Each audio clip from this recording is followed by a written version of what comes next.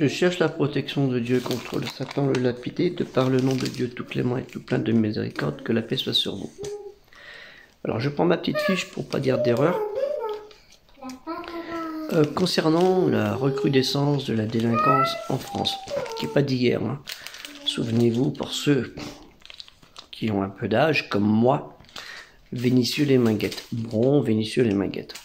C'est très vieux. Avant la grande marche des beurs de touche pas à mon beurre, hein, à mon pote. Enfin, celui qui a fait ça, c'était le pote de Mitterrand, avec un autre pote à lui. Enfin bref. Donc c'est pas une affaire qui date d'hier, mais apparemment c'est toujours les mêmes protagonistes. Sans être raciste ou autre, mais les faits sont les faits. Il y avait la délinquance aussi, de la population citoyenne française autochtone, mais à ce niveau, pas. Et on peut vous le parler de preuves. Hein, des blancs comme moi, on n'est pas des petits saints non plus, on a fait des conneries. Moi, pas trop, j'espère. À part été dans un champ et faire sortir 50 vaches, mais c'était chez quelqu'un de la famille. Hein, j'avais oublié de fermer la barrière. C'est pas de la délinquance, hein, c'est de l'oubli. Donc, la province remplace la banlieue parisienne au niveau de la délinquance.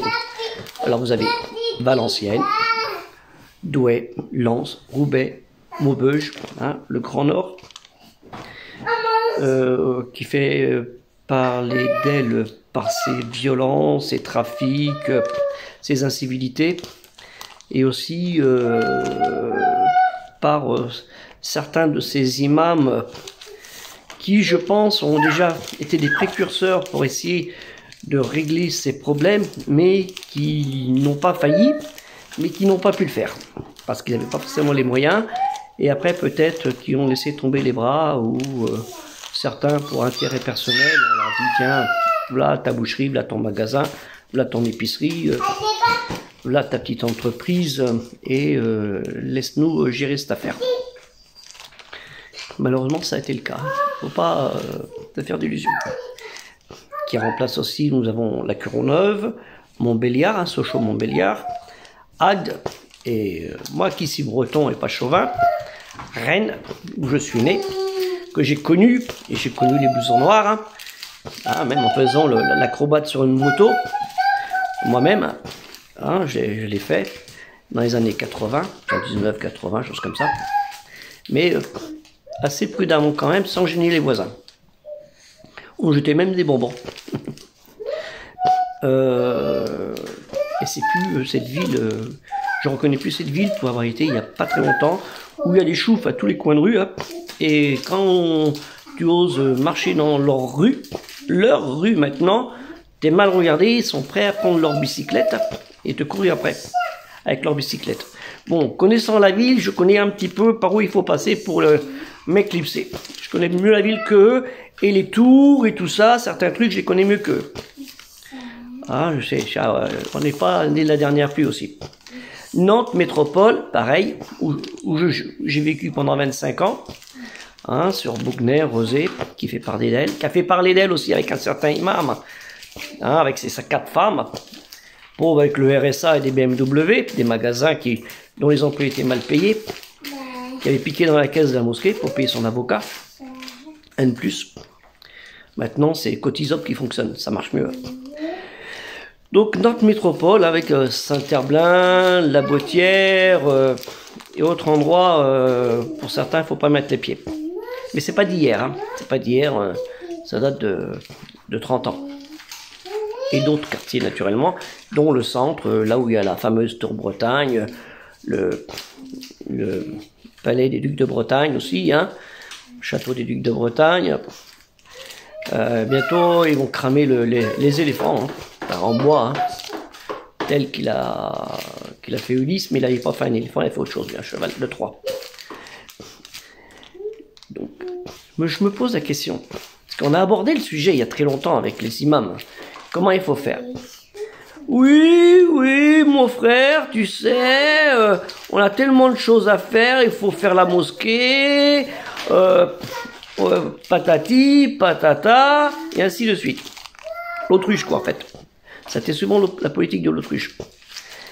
On a essayé tant bien que mal aussi d'en parler aux gens.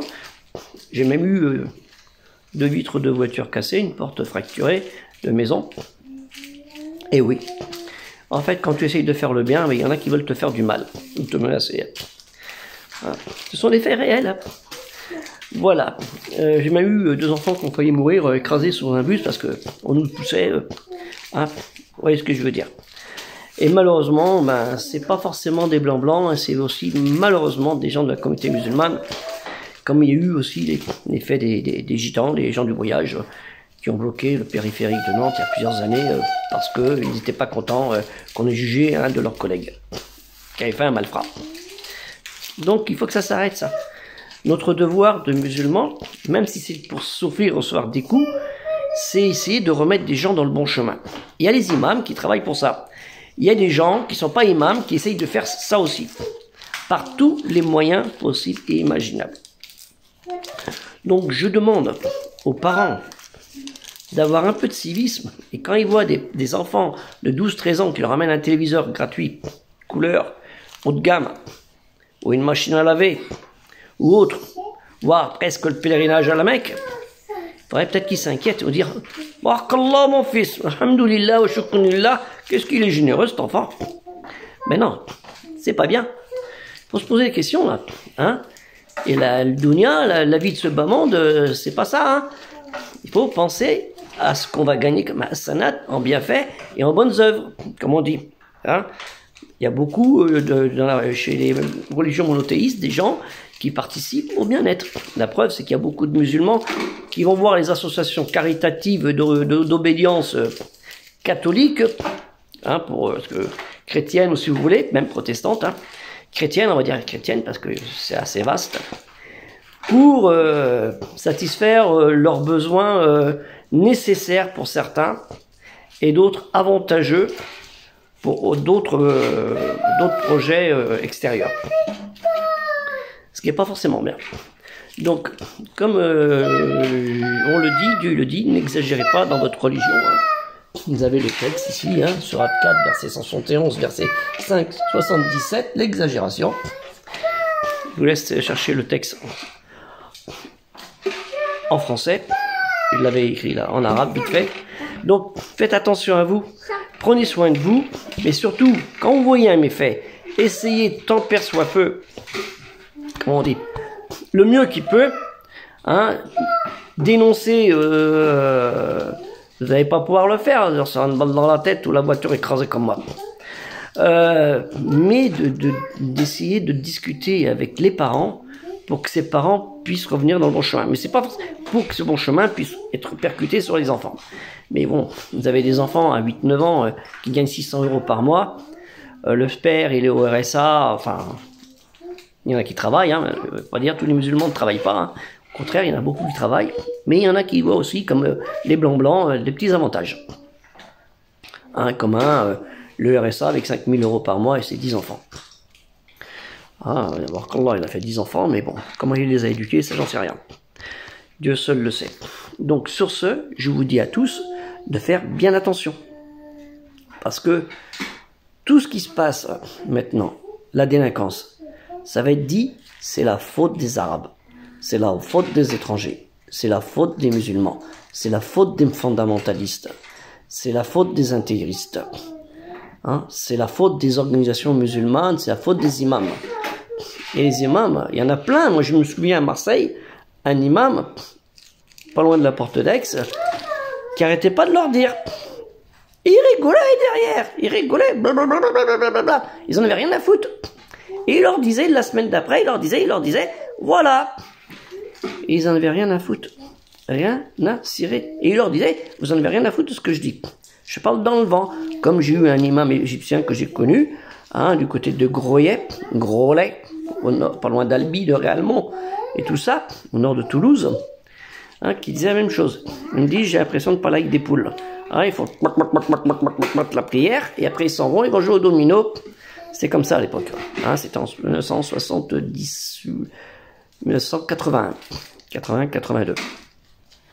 Donc c'est pour vous dire, on essaye, nous, de notre côté, de travailler pour le bien-être en tant que citoyen responsable, républicain et démocrate, hein, parce que la démocratie c'est important, la République on va dire c'est important, hein, démocratie c'est les Grecs et la République c'est les Romains, donc on va dire la Byzantin, donc les Gréco-Romains, ils ont lancé ça avec d'autres personnes, hein, qui ont fait aussi de bonnes choses, hein, même dans leur milieu très dangereux, à l'époque très violent, mais là c'est pareil, hein.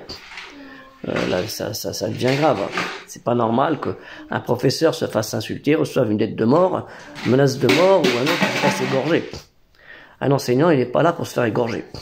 Même un médecin, même une femme de ménage, une aide à domicile. Hein, même un policier qui est là pour faire son devoir, pas pour faire le cow-boy, ni le flic, maintenant c'est les voyous. Hein. Faut dire qu'il y en a des fois, il y a eu une époque, ils travaillaient bien ensemble, en binôme. Ah, ça existe toujours, mais bon, c'est comme ça. Donc nous devons nous travailler pour le bien-être de tout le monde, parce que là, ça suffit, toute cette délinquance. Et quand est-ce que ça va s'arrêter? J'en sais rien. Mais le jour que ça va péter, ça va péter. Il y aura des gens qui vont avoir marre et vont dire, je vais prendre la sulfateuse et je vais en dégommer 10, même si je vais en prison. Et c'est ça que vous voulez? Donc je demande aux imams, pour nous, la communauté musulmane, de travailler sans cesse là-dessus, sur le lien familial, sur le respect, sur la fourberie, sur les trafics de drogue, sur la prostitution, sur tous ces méfaits qui nous gênent, qui sont un gangrène, un poison pour la communauté musulmane. Hein, et sur ceux qui profitent, soi-disant, du halal pour s'enrichir. Il y en a aussi, soi-disant, avec le halal, je me fais du interdit, hein, le haram. C'est grave. Hein. Donc sur ça, je vous le dis franchement, il faut que ça s'arrête et faites de votre possible pour qu'on puisse vivre tous en paix. Non pas que par nos différences, qu'on n'est pas différents, on a 2 yeux, un nez, une bouche. Ah, t'es beau, t'es pas beau, c'est pas grave, hein, ce qui compte c'est le cœur. Hein. Donc ça aussi c'est important. Je pense, je vais pas rester 10 heures à discuter là-dessus, hein, c'est pas la peine, vous connaissez tout le programme. Mais faites attention sur les médias qui ont tendance à exagérer, mais sur les villes que je vous ai dit, c'est pas de l'exagération. Hein, et les imams qui étaient du nord, hein, dont Hassan et Hussein a beaucoup prêché pour expliquer aux gens arrêtez vos conneries, a peut-être été puni et servi de fusible par défaut à cause de sa notoriété et de son audimat. Donc c'est vrai, souvent les personnes, quand ils ont beaucoup d'audimat, eh ben, c'est là qu'ils en profitent là-dessus. Il en a profité. Après, il y a eu peut-être des égarements, mais qui sait qui s'égare pas? Moi, le premier, hein, je peux dire des conneries. Hein. Que Dieu nous pardonne de nos conneries, parce que l'être humain, il va pas vous pardonner. Il est méchant. L'être humain, il est méchant. Pas plus tard qu'hier, sur une vidéo, hein, qui dit que je suis pas connu. C'est pas grave. Dans le monde entier, il y a des gens qui me connaissent. Mais c'est pas grave. Je cherche pas à être connu. Je cherche à mettre les gens en responsabilité. Je souhaite à vous une bonne journée. Prenez soin, bien soin de vous, de vos enfants, de vos proches et surtout l'éducation. C'est pas que le Coran. Hein. Dieu, si vous lisez bien le Coran, la récitation révélée, c'est pas que ça. Hein. Il vous explique comment fonctionne la vie. Hein, et les enseignements du dernier des prophètes et messagers, parce qu'il y en a eu toute une liste tout aussi honorable que lui, hein, qui n'ont prêché que le bien. Alors, faites comme lui, essayez non pas de prêcher parce que vous n'avez pas le droit, mais d'invoquer des mots, ou invoquer votre Seigneur, le Créateur, Dieu le Tout-Puissant, hein, Allah Ta'ala, hein, Dieu le Très-Haut, de vous aider à aider ces gens. C'est le but. Hein, si vous faites pour vous-même, c'est pas bon. L'ego, c'est pas net. Moi, ça fait 50 ans que l'ego, j'ai mis dans un placard. J'ai pas d'ego, moi, j'en ai rien à foutre, c'est pas mon problème. Et je fais pas des vidéos pour m'enrichir. Et je fais pas des projets pour m'enrichir. Je donne des idées, c'est pas pour m'enrichir, c'est pour partager. Et s'il y en a qui n'ont pas compris ça, tant pis pour eux. Même s'ils racontent leurs conneries dans des voitures. Allez, que la paix soit sur vous.